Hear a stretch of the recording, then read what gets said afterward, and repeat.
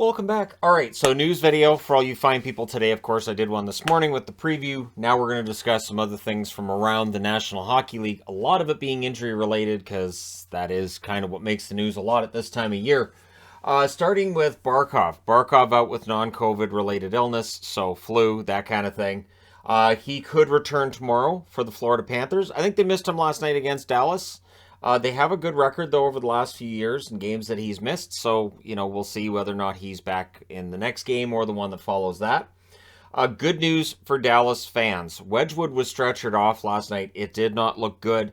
It's being reported as an upper body injury, so it just didn't look good the way he was crumpled in the net like that, or in front of the net like that. But he did feel better today. There's a chance he will skate tomorrow. So he didn't skate today, but he feels better. It was not as bad as it looked. It might be one of those injuries that just feels awful, and then, the next day things loosen up a bit and you're okay. So the good news for Dallas fans is he shouldn't be out for long term. Wedgwood has been a solid backup for the Dallas Stars, who are off to a very good start to the season. It would be a shame to see that sidetracked by an injury to one of their top two goaltenders. Speaking of goaltender injuries, and there are a few around the NHL, Marc-Andre Fleury could return next week from the upper body injury that he's currently going through, which is good because last night Gustafsson, there were a couple of goals there that, Gustafsson's young, he's still figuring it out. I'm sure he'll be fine at the NHL level, but there were a couple of goals last night that definitely were head scratchers. The McGinn one really stands out, but for Gustafsson, of course, this is now his first ever run as a starter in the NHL, unless he had one briefly last year with Ottawa, because Ottawa had some goaltending injury problems too. It feels like goaltenders are getting hurt a lot these days, and I'm not sure if it's a sign that guys are crashing the net more, or if it's one of those things that happens. Things are cyclical that way. Sometimes there isn't a reason. Comrie is out for multiple weeks. Could be a month, could be longer, and so that opens the door for Luukkonen. Luukkonen called up. He, of course, signed a 2-year extension with Buffalo in the offseason. The expectation I felt when they signed him was that he would play this year and he would play for them. But 17 games into the season, he hasn't made an appearance yet. So that's going to change. While Comrie's out, it's going to be Anderson and Luukkonen in net. And honestly, I would be kind of surprised if Luukkonen doesn't end up stealing it. And it feels similar to the situation last year with Dallas, where Ottinger ended up in the minors, which was a head scratcher because Ottinger was arguably the best goaltender in their organization, but he didn't need to clear waivers to get sent down. And with Luukkonen, it feels like a very similar situation. So we'll see how many games he gets, and if he does really well statistically, what that does to Buffalo with their goaltending. Like, if he plays really well, then when Comrie's ready to come back, do you send Luukkonen back down? Like, if Luukkonen helps to get them back into the playoff hunt, do you send him down, or do you send down Anderson and risk losing him on waivers? So there's some questions there for Buffalo. We'll see what they end up doing. My guess is that if Luukkonen drags them back into the playoff hunt, if they heat up when he's in the net, then somebody ends up on waivers for Buffalo or ends up getting traded.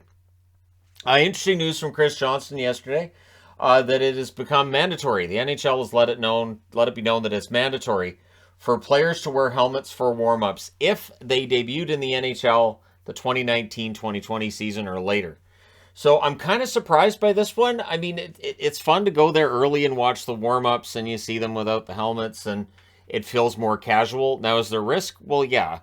If our kids are out on the ice skating around fast, do we want them wearing helmets? Well, yeah. But at the same time, pro hockey players, it's rare that you see one of those pucks strike a player in the head during a warm-up. I'm kind of surprised on some level by this, but again, it's grandfathered in. So it's only the players who came in 2019, 2020 or after who will have to abide by this. I would guess players who came into the league before then won't. And it'll probably be very similar to when helmets were mandated back in the 80s. It was grandfathered in, so the veterans didn't have to do it. There will be players who just don't do it. And for the fans who get upset with the fact that this is brought in now, and there will be some who don't like it, by the time that the veterans have moved out and the 2019, 2020, and after guys are the only ones left, there probably won't be a lot said about it. I still remember McTavish being the last one without a helmet, and it was interesting because it it wasn't like he got hit in the head with pucks a lot. And honestly, it really is a matter of, the helmet is there as a protective measure. It should be there. But I do expect that with warm-ups, there will be some arguments. I would think mostly from fans. I don't know that players are necessarily going to care. And again, if you're a veteran in the league, you don't have to worry about it. It's the young guys coming in that are going to have their helmet on for warm-ups. Erik Karlsson, with a multi-point game last night, has continued to move up the scoring ranks. He is now tied for second in the NHL with Leon Draisaitl. 28 points for Karlsson. And it's interesting because, again, people right away are like, oh, he's got to get the Norris. And I think that kind of shows the flaw with the Norris Trophy. Because the Norris Trophy isn't necessarily about points, right? So we'll see. I mean, I'm not saying he's playing badly elsewhere, but there are still turnovers. There are still issues going on with his game that I see when I watch San Jose games.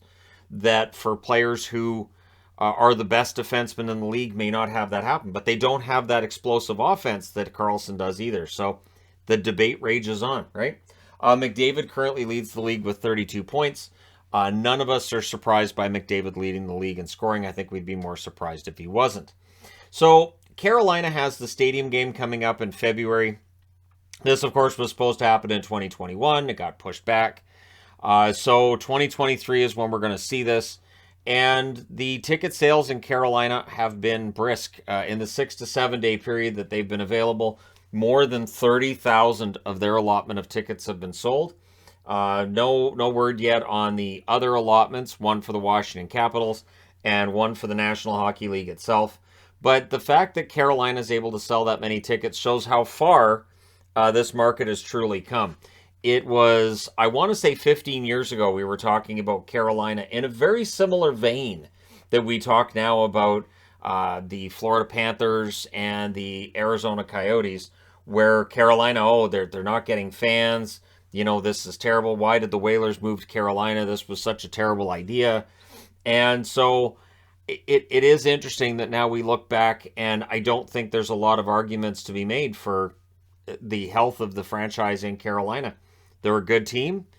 They honestly are one of the more exciting teams to watch in the NHL. It's a passionate fan base, and it's a larger fan base than they get credit for. And I think this is a success story that the NHL can hold high and say, hey, so the idea of moving teams around that might be struggling to attract fans right now, Carolina is a good example for why that's not always a good idea. I'll also say while I'm talking about it, that the Florida Panthers, I still see empty seats at Florida games, but according to the sites that I've looked at, their attendance has been good. So the paid attendance is good. We may be looking at seats that are paid for, but nobody's in them. And I can say, as a season ticket holder for the Abbotsford Canucks, the seats we have paid for have sat empty. So that would definitely make it look like, it's not doing that well in Abbotsford. But those seats just aren't being used all the time. And that is something I've talked about before with some of the lower bowl seats, that those are going to be season ticket holders who may not be able to make it to the game. There might be corporate seats as well that a company owns, and they just didn't give them out for that game. But and then you get into the argument too about how the people that are in the nosebleeds would love to be in the lower sections. They're very often your more boisterous fans, and they're up there because of ticket costs, where the people that are in the lower bowl may not appreciate the tickets they have. So that conversation's still out there, but one that isn't is the stability of the Carolina franchise. It's good. And again, once we know what's going to happen with Arizona's new building in Tempe, whether the city's going to let them build it or they're just going to build it anyways, just off the property the city controls. And once Florida, there isn't really the concern for the team to move, but with the attendance being up, that should really quell a lot of the discussions with Florida. But it is definitely a southern states thing, where there's the perception for a lot of traditional hockey fans that it won't work in those markets. People in those markets aren't going to come out. It's just not going to happen. And I think it can. I just think it has to be run properly, which in the case of the Carolina Hurricanes, the Florida Panthers, and the Arizona Coyotes, they have all had large stretches where they're being mismanaged, and there's long stretches without playoffs for all three organizations. And I think that has a negative impact too. So we'll see how things go. But hey, let me know your thoughts in the comment section below as always. Don't forget to hit like and subscribe if you're browsing your way through, you just happened upon this video. Thank you guys so much for watching, for all your support. I will talk to you again soon.